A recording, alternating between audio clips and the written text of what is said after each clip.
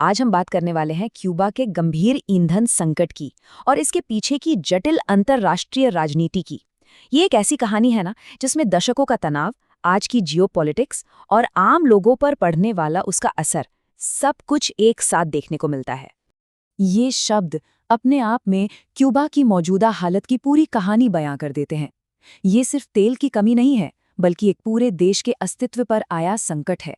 चलिए जरा गहराई से समझते हैं इसे। तो सबसे पहले ये देखते हैं कि इस संकट का जमीन पर मतलब आम क्यूबा के लोगों की जिंदगी पर क्या असर पड़ रहा है। जरा सोचिए, 1, 2 नहीं, पूरे 3 महीने, 90 दिन। एक ऐसा देश जो अपने 90% से ज्यादा तेल के लिए दूसरे देशों पर निर्भर है, उसके लिए ये कितनी भयानक स्थिति होगी।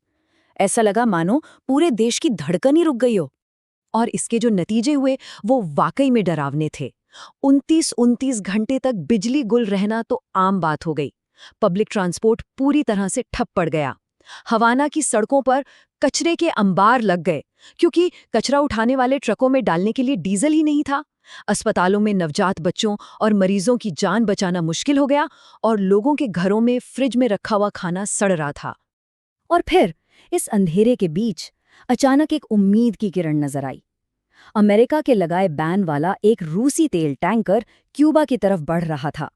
ये एक राहत तो थी, लेकिन इसने कई बड़े सवाल भी खड़े कर दिए। सबसे बड़ा सवाल ये कि अमेरिका ने इसे आने ही क्यों दिया। तो अब सवाल ये उठता है कि क्यूबा आखिर इस हालत में पहुंचा कैसे। इसका सीधा सीधा जवाब है अमेरिका की तरफ से लगाई गई सख्त आर्थिक नाकाबंदी। देखिए, क्यूबा की जिंदगी चलती थी वेनेजुएला और मेक्सिको से आने वाले तेल पर। लगभग 35% वेनेजुएला से आता था और 44% मेक्सिको से। ये दोनों ही उसकी लाइफलाइन थे। लेकिन फिर अचानक सब बंद हो गया। इस पूरी कहानी का सबसे बड़ा टर्निंग पॉइंट था जनवरी 2026। अमेरिकी समर्थन वाले एक ऑपरेशन के बाद वेनेजुएला के राष्ट्रपति मादुरो को सत्ता से हटा दिया गया और वहां जो नई सरकार आई उसने तुरंत क्यूबा को तेल की सप्लाई रोक दी। इतना ही नहीं, ट्रंप प्रशासन ने मेक्सिको को भी धमकी दी कि अगर तेल भेजा तो उस पर भारी टैरिफ लगा दिए जाएंगे। तो डरकर मेक्सिको ने भी हाथ खींच लिए।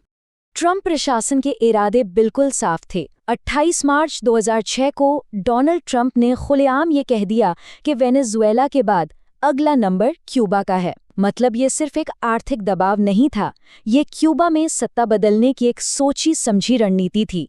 वैसे अमेरिका और क्यूबा के बीच ये जो तनाव है ना, ये कोई नई बात नहीं है। इसको ठीक से समझने के लिए हमें इतिहास में थोड़ा पीछे चलना होगा। ये तनाव 100 साल से भी ज्यादा पुराना है।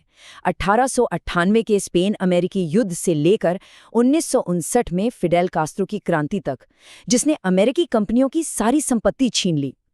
फिर आया 1962 का मिसाइल संकट, जिसने तो पूरी दुनिया को परमाणु युद्ध के मुखाने पर ला खड़ा किया था। हाँ, हाल के सालों में ओबामा के दौर में रिश्तों में थोड़ी नरमी जरूर आई थी, लेकिन ट्रंप के आते ही ये प्रतिबंध और भी ज्यादा सख्त कर दिए गए।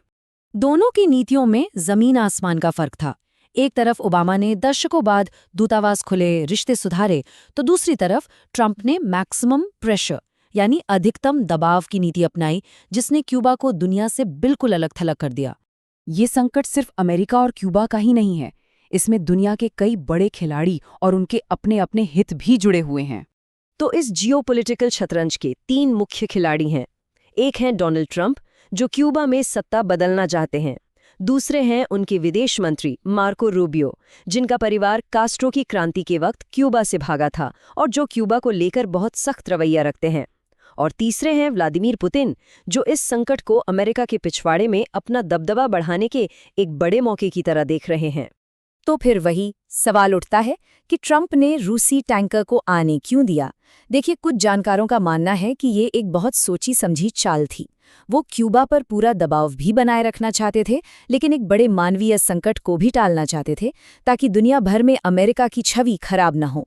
तो उन्होंने रूस को एक स्पेयर टायर की तरह इस्तेमाल कर लिया। इस अंतर्राष्ट्रीय खींचतान के बीच क्यूबा का भविष्य कैसा दिखता है? जवाब का एक हिस्सा शायद क्यूबा के अंदर ही छिपा हुआ है।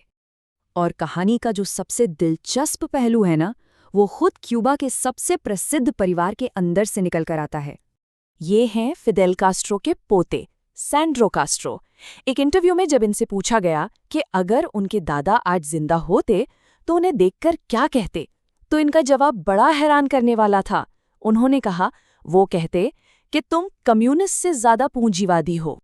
सैंड्रो कास्ट्रो एक सोशल मीडिया इन्फ्लुएंसर है, नाइट क्लब चलाते हैं और वो भी उसी बिजली कटौती और खाने की कमी का सामना कर रहे हैं जो आम क्यूबा के लोग कर रहे हैं। लेकिन वो उस पूंजीवादी व्यवस्था की वकालत करते हैं जिसका उनके दादा ने हमेशा विरोध किया। यही आज के क्यूबा का सबसे बड़ा विरोधाभास है। तो हम फिर से उसी सवाल पर आ जाते हैं, क्या रूस का ये तेल टैंकर क्यूबा के लिए कोई स्थायी समाधान है, या ये बड़े जियोपॉलिटिकल खेल में बस एक छोटी सी चाल थी? क्यूबा के लोगों के लिए इसका कोई सीधा जवाब नहीं है।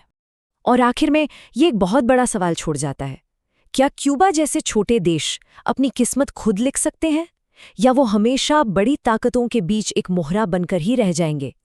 ये सवाल वाकई सोचने पर मजबूर करता है।